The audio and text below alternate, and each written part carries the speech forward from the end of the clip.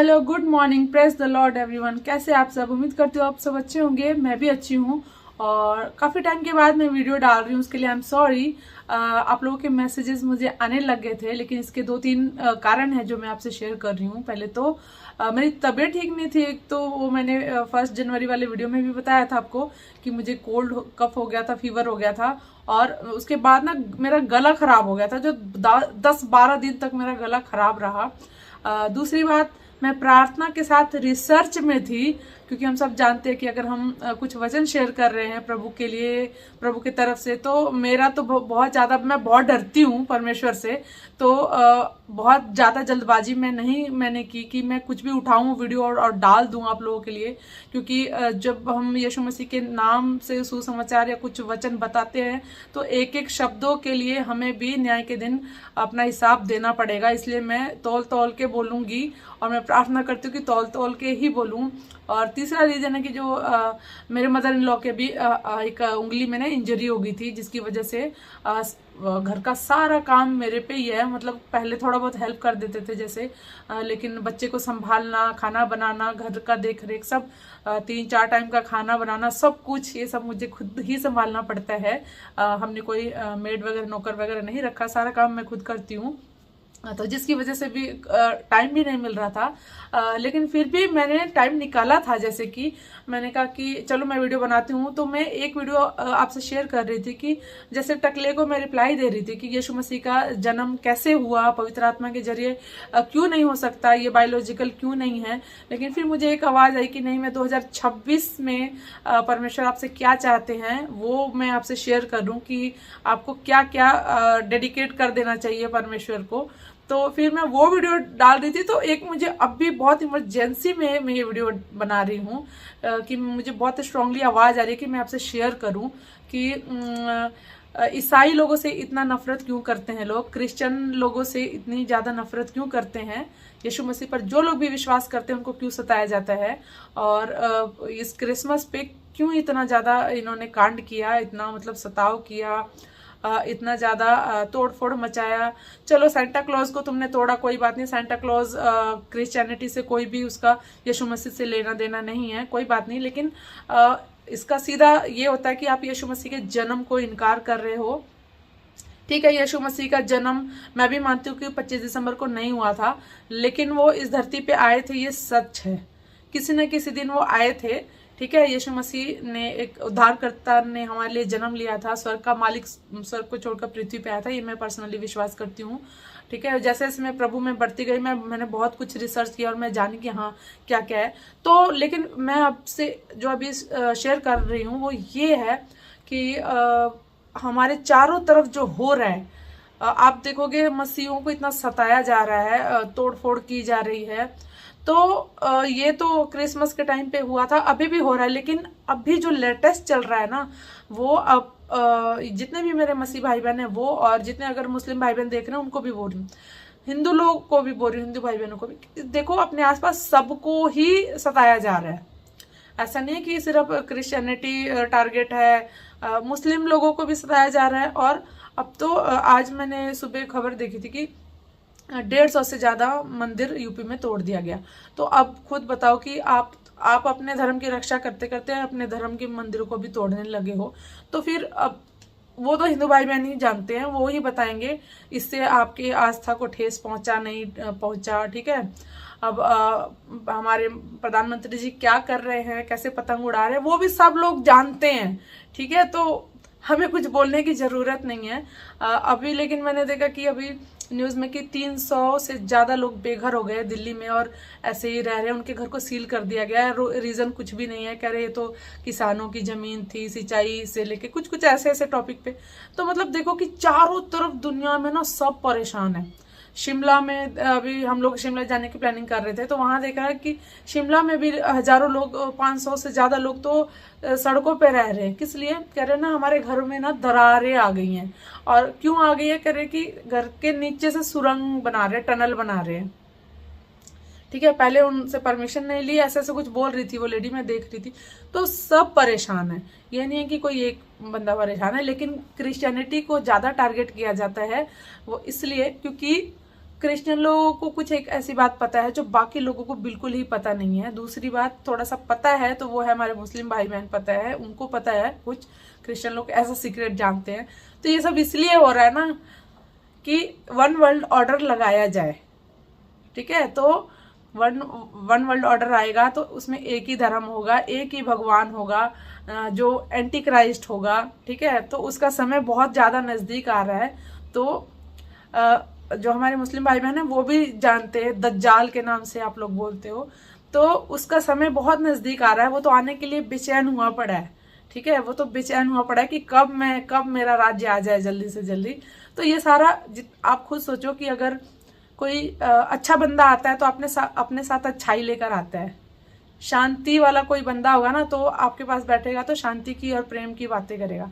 लेकिन जब कोई कलेशी बंदा होगा ना तो वो तोड़फोड़ मचाएगा, लड़ाइयों की बात करेगा, जाति धर्म के नाम पे यही सब करेगा। तो वो कहते ना, पेड़ अपने फलों से पहचाना जाता है। कोई भी अगर सेब का पेड़ है ना, सेब का उस पे सेब लगा होगा ना पेड़ पे, तो आपको पता चल जाएगा भाई ये सेब का पेड़ है। फलों से पहचाना है, मतलब बंदे का जो स्वभाव है उसके गुण से पता चल जाता है। तो वही वाली बात है। तो ये इसीलिए जितना विद्रोह हो रहा है क्योंकि इसका मालिक आने वाला है इसलिए तो हमें तैयारी करनी है। हमें अपना जो स्पिरिचुअल लाइफ है उसको स्ट्रॉन्ग करना है। और बाइबल क्यों नहीं पढ़ना चाहिए? टकला कह रहा था ना बाइबल नहीं हम बाइबल नहीं पढ़ेंगे। तो तू मत पढ़। जिसने पढ़ लिया है वो तो जान गया है ना सीक्रेट कि भाई 666 का टाइम आ रहा है बहुत नजदीक। जो माथे पे और हाथ पे दिया जाएगा उसका टाइम आ गया है, समझ लो आ ही गया है, बहुत नजदीक है। और ये सारा इसीलिए हो रहा है ताकि उनका राज्य जल्दी जल्दी यहाँ पे ले आया जाए। जितने मेरे मसीह भाई बहन हैं जो आप लोग सुन रहे हो मुझे, तो आप लोग को एक बात अवेयर करूंगी, ये नकली जो पास्टर है ना, जितने पास्टर है सारा हमें ना कीचड़ में धकेलने का काम यही लोग कर रहे हैं।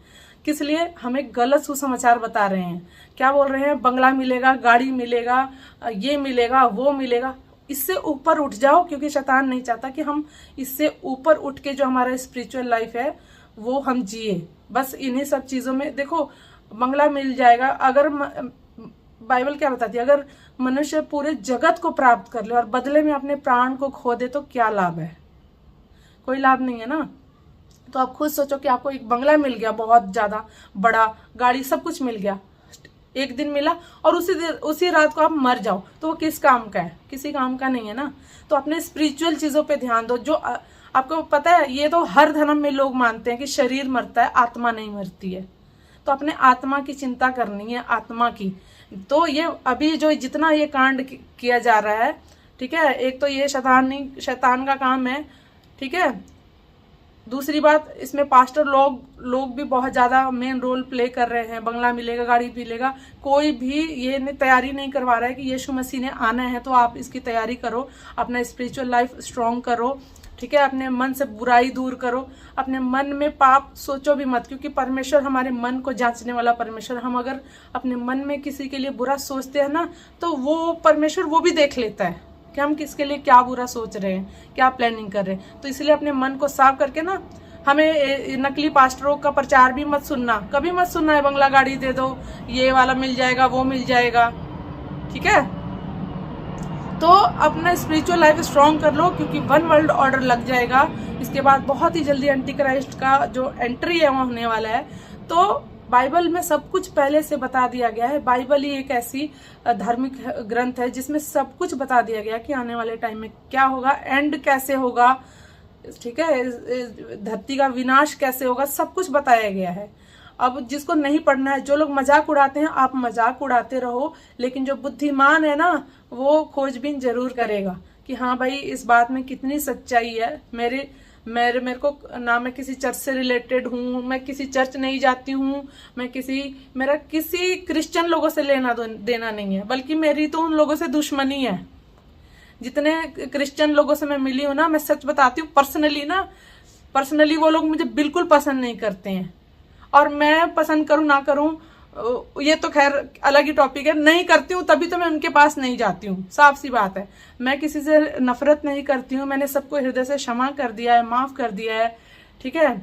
लेकिन मैं इन लोगों को पसंद नहीं करती हूँ, क्योंकि ये भेड़ के खाल में भेड़िए हैं। ठीक है, ये पैसे के लिए सिर्फ धंधा करके बैठे हैं।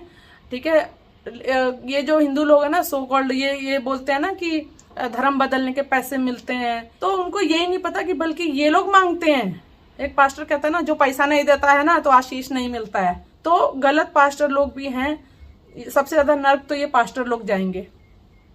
ठीक है, हमें प्रार्थना करना है कि प्रभु इन लोगों की आंखों को खोले, इनके अंदर डर भय परमेश्वर का है कि ये लोग गलत प्रचार ना करें।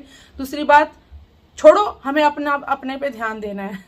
हमें देखो, बाइबल बताती है कि हमें दूसरों को भी अवेयर कर देना है, क्योंकि अगर वो मरता है तो उसके खून का बदला भी परमेश्वर हमसे ही लेंगे कि तूने उसको बताया क्यों नहीं, अवेयर क्यों नहीं किया। सुसमाचार भी हम इसीलिए तो सुनाते हैं ना, क्योंकि प्रभु हमसे हिसाब लेगा कि तुमने अपने परिवार में, रिश्तेदारों में क्यों नहीं बताया, क्योंकि इन पर आने वाली है। हमें भी प्रार्थना करना है कि हम परीक्षा में ना पड़े, हमें तैयारी करनी है। ये सब इसीलिए सता हुआ हो रहा है कि ये गवर्नमेंट है जो हटे और दूसरी गवर्नमेंट आए, जो वन वर्ल्ड ऑर्डर, और ये पूरी दुनिया में हो जाएगा। एक ही भगवान होगा, एक ही बंदा होगा जिसका नाम है एंटी क्राइस्ट, और वो आने के लिए बेचैन है। वो तो कब का आया हुआ है, बस उसको प्रेजेंट करना बाकी है। तो अपने अपने को तैयार करो, अंत तक जो धीरज धरेगा उद्धार उसी का होगा, और अंतिम सांस तक यीशु मसीह से वफादार रहना है। बस मैं इस वीडियो में अभी फिलहाल यही बोलना चाहती हूँ। और मुझे नहीं पता कि ये वीडियो मेरा डाल रही हूँ, ये जाएगी आपके पास कि नहीं जाएगी, क्योंकि जो जो इस टॉपिक पे बात करता है उसकी वीडियो डिलीट कर दी जाती है, चैनल भी डिलीट कर दिया जाता है। तो मुझे कोई फर्क नहीं पड़ता, मैंने तो अपनी जिंदगी यीशु मसीह को दे दी है, तो चैनल डिलीट कर दो, नहीं करो, मुझे कोई फर्क नहीं पड़ता। हाँ, बट मैं सोच रही हूँ कि एक बैकअप के लिए मैं एक दूसरा चैनल भी मैं करके रखूं, ताकि वहां पे आप मुझसे जुड़ सको। लेकिन वो अभी देखेंगे। अभी अगर मेरा ये वीडियो आप तक पहुंचे तो बस मैं एक ही मैसेज अभी फिलहाल दे रही हूँ कि 2026 में अभी फिलहाल अपनी तैयारी करनी है, स्पिरिचुअल लाइफ को बहुत मजबूत करना है, और अपने जो भी आप काम करते हो ना उसको तौल तौल के करना, कि कोई ऐसा काम मत करो जिससे परमेश्वर आपसे नाराज हो। क्योंकि हम इसीलिए बुलाए गए हैं ताकि हम भलाई करें, हम बुराई नहीं करें। मैंने दूसरी वीडियो में कई लोगों ने, एक दो लोगों ने जो बोला है कि हमें किसी से लड़ना नहीं है। मैंने लड़ना सिखाया क्या आप लोगों को? किसी को लड़ना नहीं सिखाया। मैंने क्या बोला? अपनी रक्षा करने के लिए बोला। मैंने अगर लड़ना सिखाया होता ना, तो यीशु मसीह को जब कोई कुछ फालतू बोलता है हम उसी टाइम मुंह तोड़ देते। लेकिन नहीं, हमने क्या, अपनी रक्षा करो, हमारे बच्चों की रक्षा करो। ठीक है, इसके लिए मैं बोल रही थी, क्योंकि संविधान हमें इसका अधिकार देता है। ठीक है, और बदले में कर्तव्य हमारा है ये कि हम किसी और पर अपना धर्म ना थोपे, किसी और को हम कुछ ना बोले। मैं साई को मानूं, मैं यीशु को मानूं, मैं राम को मानूं, मैं रावण की पूजा करूं। साउथ में तो रावण की पूजा करते हैं। हाँ, तो वो मेरी मर्जी ना, पर्सनल चॉइस है, मैं किसको मानूं। मेरे परिवार में भी किसी को यह हक नहीं है कि मैं किसको मानूं, वो थोपे। आप अपना जीवन देखते हो, आप अपने पेट में खाना खाते हो ना, मैं अपने पेट में खाना खाती हूँ। आप जब हम पढ़ाई करते हैं तो रिजल्ट मेरे सर्टिफिकेट मेरे नाम पे आता है ना, उस सर्टिफिकेट पे मैं ही नौकरी कर सकती हूँ ना, कोई मेरे माँ बाप भाई बहन तो नहीं कर। तो आपको कोई अधिकार नहीं है किसी को भी कि आप बीच में। तो फिर बाहर के जो लोग हैं सो हमें पता ही नहीं है ये लोग कौन है। देखो, जब हम दुखी होते हैं, बीमार होते हैं, ठीक है, हमें किसी की हेल्प की जरूरत होती है कि कोई मुझे एक गिलास पानी दे दे, तब कोई ये नहीं मिलेंगे। और जब यीशु मसीह को जब जीवन अच्छा चलेगा, पता नहीं कहाँ से ये नरक के कीड़े निकल के आ जाते हैं। ठीक है, तो इनकी पिटाई तो बनती है कि नहीं बनती है? जरूर बनती है। और मेरे जैसी लड़की, अगर मेरे घर पे कोई अगर ऐसे आ जाएगा, मैं बिना मारे छोड़ूंगी नहीं। ये तो मैं अभी ऑन कैमरा बोल रही हूँ। अगर मेरे घर पे कोई बिना मार खाए जाएगा नहीं। ठीक है, तो डरपोक नहीं है। यीशु मसीह को मानने का मतलब ही नहीं कायर और बुजदिल बन जाओ। और भी अगर आप कुछ मुझे सजेशन देना चाहते हैं, बोलना चाहते हैं, तो मेरा कमेंट बॉक्स खुला हुआ है और हमेशा खुला रहेगा। मैं किसी के बाप से नहीं डरती हूँ, और मैं यीशु मसीह से बहुत प्यार करती हूँ। और जो मेरे भाई बहन जो मुझे देख रहे हैं, मैं आप लोगों से भी बहुत प्यार करती हूँ। और आने वाले टाइम में हमें यीशु मसीह में और कैसे बढ़ना है, वफादार कैसे रहना है, खास करके बढ़ना तो है। धन दौलत के पीछे थोड़ा सा इसको छोड़ दो। प्रभु है ना, कहते ना कि वो चिड़ियों को भी खिलाता है, चींटियों को भी खिलाता है। तो हम उससे, हमारा मूल्य कहीं अधिक बढ़ के है। ठीक है, हमसे यीशु मसीह बहुत प्रेम करते हैं, आपसे बहुत प्यार करता है, आपकी चिंता करता है। अपनी सारी चिंता उस पर डाल दो, क्योंकि उसको तुम्हारा ख्याल है। तो इस वीडियो को मैं यहीं पे एंड करती हूँ। अपना प्यार और सपोर्ट मुझे ऐसी देते रहना। सबको जय मसीह की, अपना ख्याल रखें। तब तक के लिए बाय बाय, टेक केयर।